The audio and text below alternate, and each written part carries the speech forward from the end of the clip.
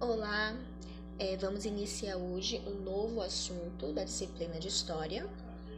Esse assunto, na verdade, ele dá uma continuidade no assunto anterior que a gente trabalhou, que foi a Primeira Guerra Mundial.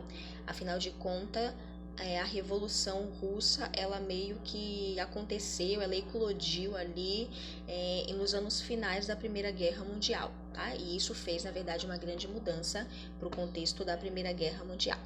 Então, antes da gente falar de fato sobre a Revolução Russa, a gente tem que entender o contexto que a Rússia vivia até de fato chegar à Revolução, que foi no ano de 1917. Então, na Rússia, ela vivia um regime chamado de regime cesarista. É um dos contextos, né? Nesse regime havia uma família real, onde tinha o rei, que no caso da Rússia era chamado de czar, e essa família que comandava a Rússia, ela já vinha comandando há uns 300 anos, que era a dinastia Romanov. Então, era um regime muito centralizador na presença desse czar, na presença dessa família, tá? Havia também uma outra questão, que enquanto outros países da Europa estavam progredindo industrialmente, estavam crescendo industrialmente, a Rússia ela ainda tinha uma economia muito baseada na agricultura. Uma economia muito rural ainda. A maior parte da população russa vivia na área rural. Pouquíssimas pessoas viviam nas grandes cidades, como São Petersburgo, Moscou, era a maior parte mesmo rural. Início, por exemplo, de século XX, ainda tinham territórios na Rússia que funcionava o sistema feudal, por exemplo, que é um sistema de trabalho da Idade Média. Então, a Rússia, comparada a outros países da Europa, estava extremamente atrasada, né? Porém, no início do século XX, teve um investimento industrial, não muito grande, não muito significativo, mas algumas indústrias começaram a surgir na Rússia. E aí surge também, obviamente, uma nova classe social, que é a classe proletariada, né, que viviam nas grandes cidades, que era onde ficavam as indústrias. E era uma classe que era muito desprezada, porque apesar de ter trabalho nas indústrias, a remuneração era muito baixa, eles não tinham praticamente nenhum direito trabalhista, nada. Então eles começaram, obviamente, a ficar muito insatisfeitos com essa situação, né? Então a industrialização da Rússia, que era baseado nessas pequenas indústrias que estavam começando a surgir e que tinha como mão de obra essa classe proletariada, ela dependia, além de ser uma quantidade pequena de indústrias, ela dependia muito de capital estrangeiro, ou seja, de investimento estrangeiro, tá? Então a Rússia se tornou muito dependente a outros países, sendo que é um país enorme, gigantesco, muito rico. Porém, por não investir muito na industrialização, ela acabou criando uma dependência muito grande com relação a outros países, para que eles sim investissem na industrialização russa, ok? No meio dessa crise, vindo lá das caldeiras das indústrias, né, vindo lá do centro das indústrias, os operários eles começaram a se manifestar, procurando melhorias salariais, e eis que surge alguns partidos políticos com ideologias socialistas, que tinha acabado de chegar na Rússia, principalmente através do Lenin. Então, começa a surgir esses partidos socialistas, né? Dentro desses partidos socialistas surgem dois grupos que vão ser muito importantes nessa esfera da Revolução Russa. O primeiro grupo que a gente vai falar é um grupo chamado mencheviques, tá? Os mencheviques, eles vinham dessa linha socialista, porém eles eram menos radicais do que o outro grupo que a gente vai falar mais em frente. Eles aceitavam, por exemplo, fazer acordo com a burguesia, aceitavam fazer acordo com os nobres, então eles eram bem menos radicais. No sistema menchevique, eles estavam fazendo de forma muito lenta, mas estavam caminhando para fazer uma transição para o socialismo, tá? Então havia essa ideia socialista, porém fraca. Era uma base ali dos mencheviques, tá? Tendo em vista que, como eu falei, eles tinham relações muito diretas com grupos, com a classe burguesa. Então, esse processo para chegar ao socialismo dentro dos mencheviques era um processo muito lento, mas estava lá. E eles tinham como base também o Karl Marx, que é esse grande pensador alemão, grande filósofo alemão, que é o responsável pela construção dessa ideologia do socialismo científico, né? Ele trouxe alternativas para se colocar em prática esse modelo econômico. Então, aí é o primeiro grupo que a gente vai trabalhar, que são os mencheviques. Muito do lado dos mencheviques, a gente tem esse segundo grupo, que é chamado de bolcheviques, tá? Os bolcheviques, eles já eram muito radicais. Eles queriam a implementação do socialismo de forma imediata. Tanto que quem liderava o grupo bolchevique era o Lenin, que foi ele que trouxe essa ideologia socialista para a Rússia. Depois que ele é expulso, ele é exilado da Rússia, ele passa um tempo na Alemanha, conhece as ideias socialistas lá na Alemanha, e quando ele retorna para a Rússia, ele traz esses ideais. E aí ele acaba se tornando esse grande líder socialista, né? Esse grande líder desse pensamento de abaixar as desigualdades sociais, o povo no poder, os operários, a classe proletariada no poder. Então, ele que traz essa ideia. Então, obviamente, ele acabou se tornando o líder do grupo bolchevique, tá? Então, eles tinham essa ideia de implementar logo o socialismo na Rússia. Eles acreditavam que a única forma de mudar a política russa seria através da implementação do socialismo.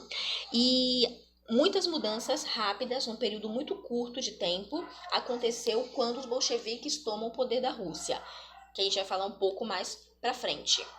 Mas era muito rápido a dinâmica deles, eles não davam tempo das pessoas pensarem, de grupos se organizarem contra ele, as medidas eram sempre muito rápidas, ok?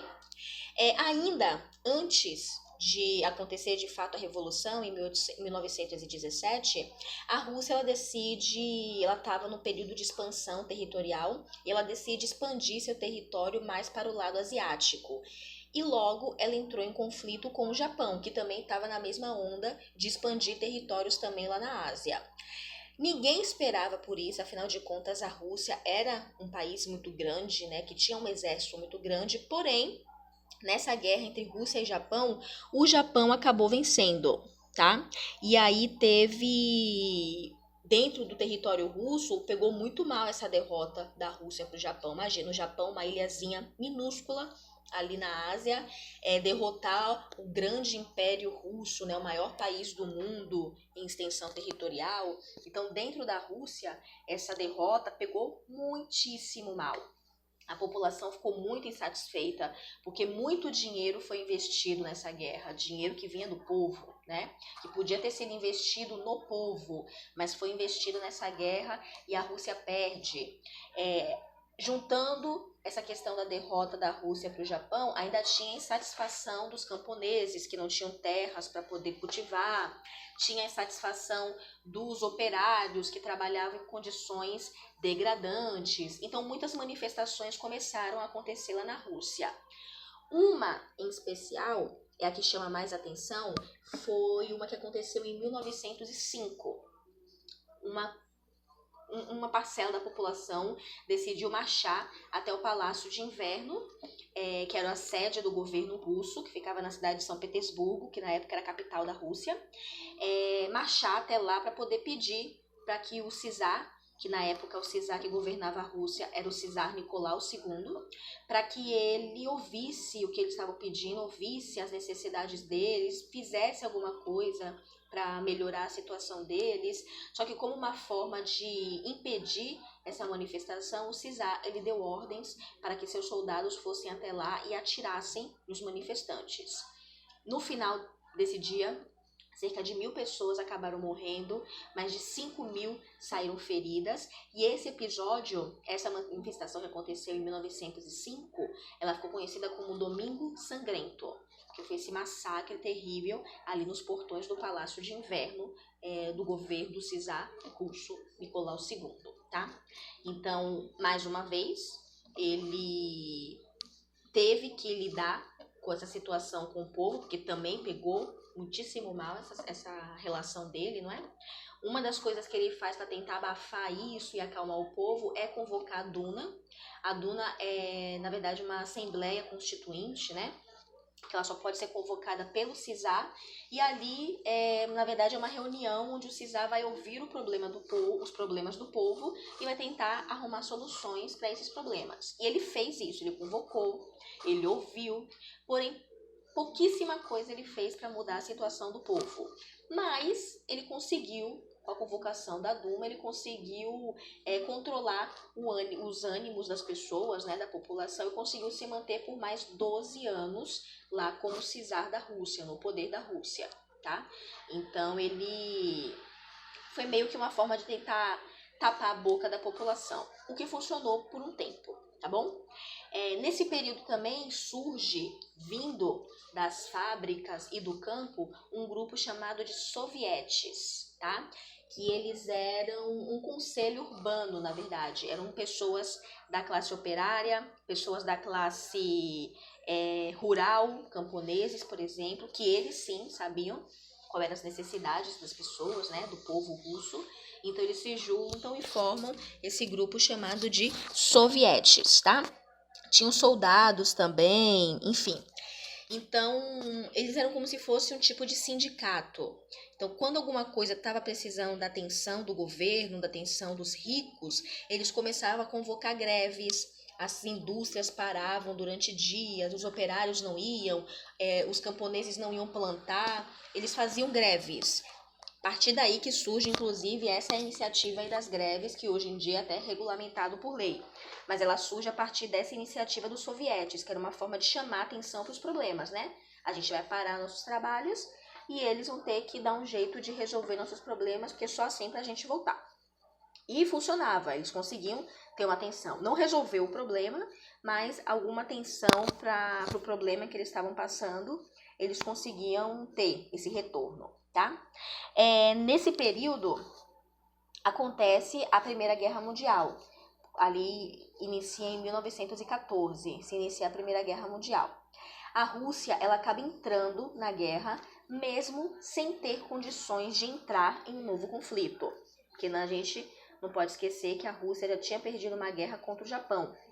Então ela entra nessa guerra, porém ela manda soldados para a guerra muito desfalcados. Eles não tinham munição, a Rússia ela não mandava alimentação para eles não tinham roupas adequadas, enfim. Eles estavam realmente numa situação assim terrível da Primeira Guerra Mundial. Então, e o povo lá na Rússia sabia disso, né? Então tinha uma insatisfação também muito grande por conta disso. Fora que uma guerra ela gera um custo muito alto para o governo. E não foi diferente com a Primeira Guerra Mundial com a Rússia. Apesar dos soldados estarem lá desfalcados de tudo, de munição, de roupa, de alimentação, muito dinheiro foi investido nessa guerra.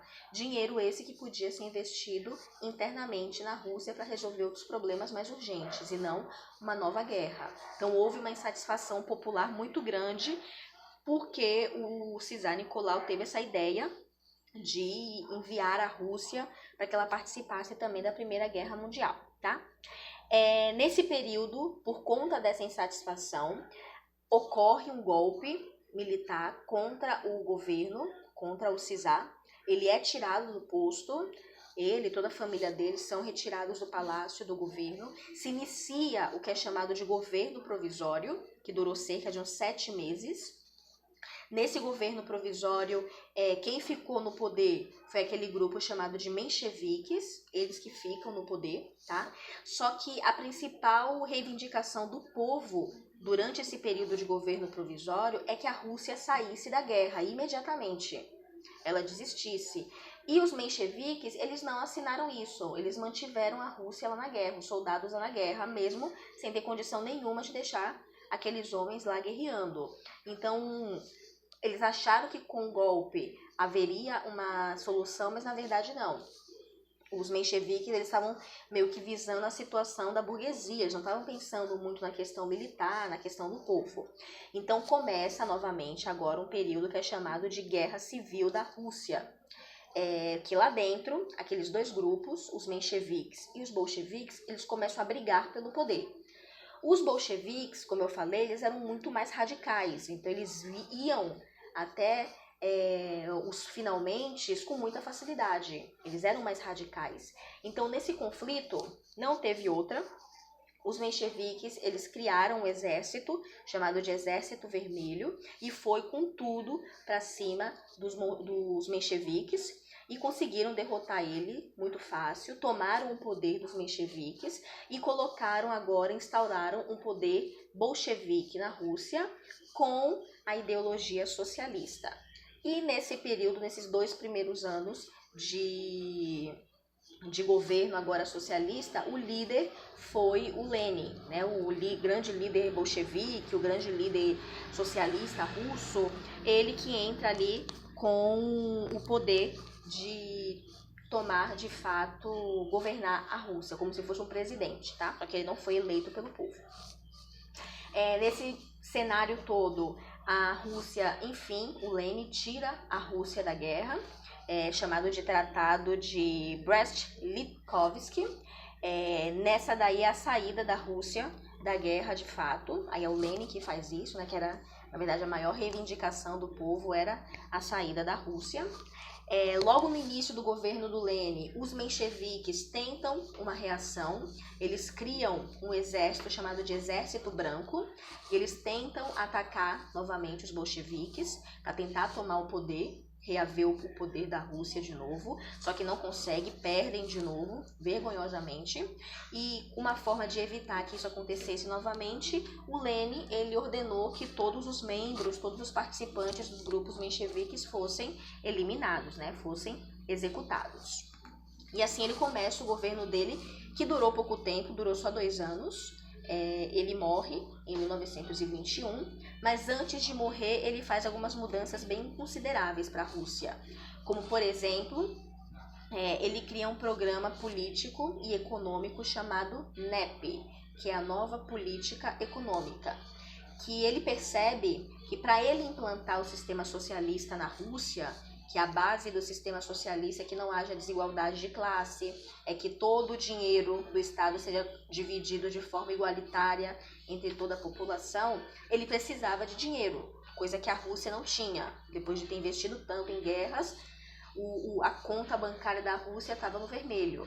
Então ele cria essa proposta, o NEP, onde ele faz uma união com o capitalismo. Ele se dá conta de que para poder gerar dinheiro dentro da Rússia, ele tem que aprender com quem gera dinheiro melhor do que ninguém, que são os capitalistas. Então ele aprende todos os sistemas capitalistas, todos os modelos capitalistas, e une isso com o socialismo, investe bastante na indústria russa, mas principalmente no setor agrícola, né, que é onde dá alimento, onde dá comida para todo mundo. Então o NEP, ele consegue dar um gás na economia russa, lento, mas consegue de fato dar uma melhorada na situação econômica da Rússia. Outra coisa que o Lenin faz também é dar mais possibilidades para as camadas mais pobres no início do governo dele, como por exemplo acesso à educação, acesso a restaurantes que os pobres não podiam frequentar, acesso a teatro, a bibliotecas, né, ter acesso à cultura no geral, que também era algo que era só para os ricos na Rússia. Então o Lenin derruba essa lei e agora todo mundo era livre para poder frequentar e ir ao lugar que quisesse. Porém, o governo dele acaba com a morte dele.